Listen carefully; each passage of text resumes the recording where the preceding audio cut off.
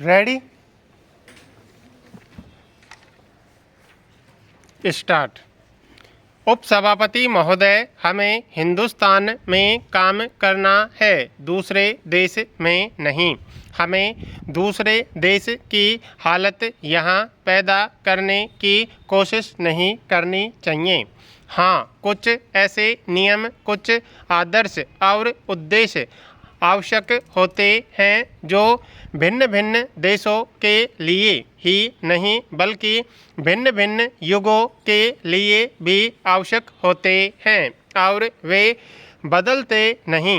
भारत ने भी इस तरह के कई प्रकार के नियमों को सामने रखा है और मैं आशा करता हूँ कि वह उन पर डटा रहेगा। साथ ही मैं दिल से आशा और विश्वास करता हूँ कि भारत अपने पुराने ज़माने के बहुत से अंधविश्वासों और उन बहुत सी बुरी बातों को छोड़ देगा जो लोगों का ध्यान आवश्यक चीज़ों की तरफ से हटा देती है। भविष्य की उन्नति के लिए हमारी जो योजना हो उसका लक्ष्य भारत की विविधता को मिलाकर एक करना होना चाहिए। जब मैं योजना आयोग की रिपोर्ट के इन दो भारी भारी खंडों को देखता हूँ तो मेरे मन के सामने एक बहुत बड़ा चित्र आकर खड़ा हो जाता है।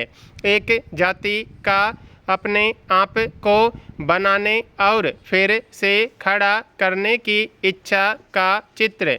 हम सब लोग भारत का निर्माण करने के लिए मिलकर काम कर रहे हैं, एक अमूर्त राष्ट्र के लिए नहीं बल्कि करोड़ों लोगों के लिए जो व्यक्तिगत और सामूहिक तौर से उन्नति करना चाहते हैं। वास्तव में हम जहाँ तक बन पड़े औद्योगिक क्रांति को पकड़ना चाहते हैं जो पश्चिमी देशों में बहुत पहले हुई थी और जिसकी वजह से वहाँ एक शताब्दी या अधिक समय में बहुत से परिवर्तन हुए। यह क्रांति अंत में दो धाराओं में फट गई। एक का बहुत अधिक विकास संयुक्त राज्य अमेरिका में हुआ और दूसरी का सोवियत संघ में जाकर विकास हुआ। ये दोनों तरह के विकास भले ही एक दूसरे के विरोधी दिखाई पड़े पर एक ही वृक्ष की दो शाखाएं हैं। औद्योगिक क्रांति का एक लंबा इतिहास है जिससे हम बहुत से सबक सीख सकते हैं। जब हम भारत के बारे में विचार करते हैं तो हो सकता है कि हम यूरोप के इतिहास के ढंग से सोचने की गलती करें। मैं कभी नहीं चाहता कि हम फिर से वही गलतियां दोहराएं जो दूसरे लोग कर चुके हैं। हमें विगत से पाठ सीखने की कोशिश करनी चाहिए। यह बात बिल्कुल साफ है कि जितनी तेज़ी से हो सके हिंदुस्तान का औद्योगिकरण होना चाहिए। औद्योगिकरण में बड़े, मध्यम और छोटे सभी प्रकार के उद्योग शामिल हैं। हमारा औद्योगिकरण चाहे जितना तीव्र हो किंतु उसमें अगले 20, 10 या 30 वर्षों में भी देश की आबादी के एक छोटे से हिस्से से ज़्यादा नहीं खप सकता। करोड़ों लोग फिर भी ऐसे रह जाएंगे जिन्हें खेती बाड़ी में ही मुख्य रूप से लगाना होगा। इन लोगों के लिए खेती के अलावा छोटे उद्योगों जैसे घरेलू उद्योगों का बहुत महत्व हो जाता है। प्राय लोग बड़े उद्योगों और घरेलू उद्योगों तथा ग्रामीण उद्योगों के मुकाबले की बात किया करते हैं। उपसभापति महोदय, मेरे विचार में यह व्यर्थ की बात है। मुझे इसमें तनिक भी संदेह नहीं कि हम देश में बड़े बड़े उद्योगों के विकास के बिना लोगों का जीवन स्तर ऊंचा नहीं उठा सकते, बल्कि मैं और आगे बढ़कर यहाँ तक कहना चाहूँगा कि उसके बिना हम स्वतंत्र भी नहीं रह सकते।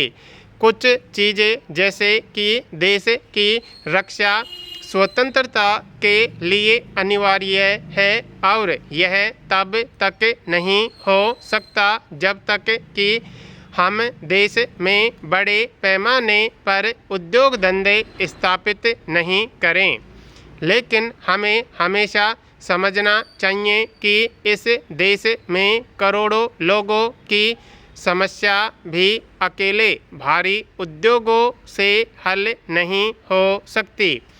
हमें घरेलू और ग्रामीण उद्योग बहुत बड़े पैमाने पर विकसित करने होंगे, लेकिन साथ ही इस बात का भी बराबर ध्यान रखना होगा कि बड़े और छोटे उद्योग बढ़ाते हुए हम इंसान को न भूल जाएं।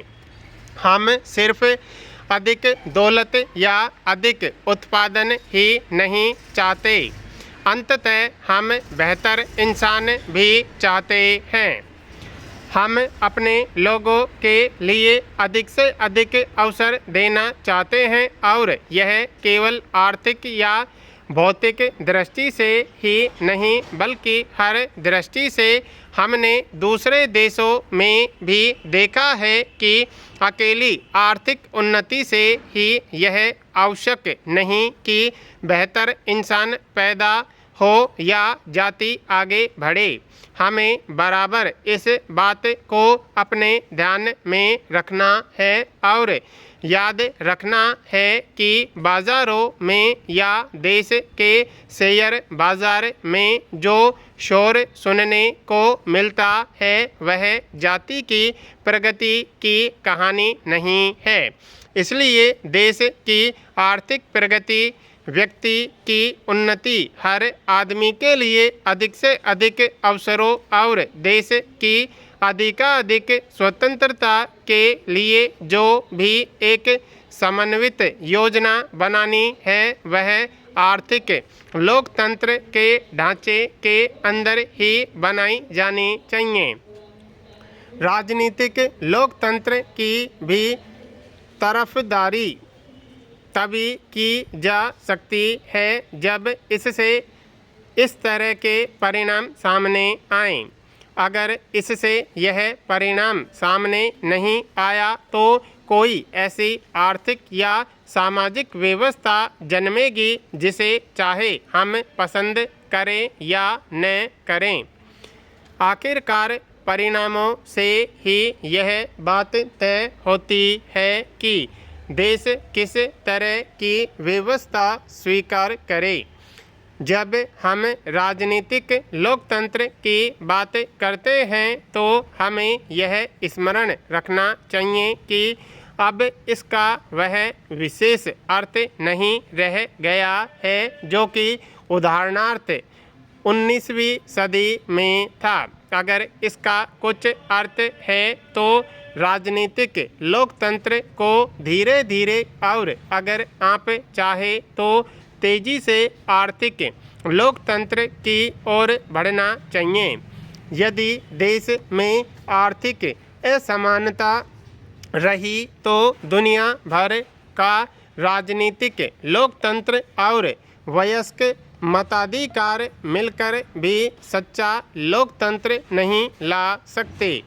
इसलिए आपका लक्ष्य यह होना चाहिए कि वर्ग वर्ग के सब तरह के भेदभाव खत्म हों और अधिक समानता तथा समता युक्त जीवन बने। और दूसरे शब्दों में कहा जाए तो आर्थिक लोकतंत्र ही आपका लक्ष्य होना चाहिए। हमें इस दृष्टि से सोचना है।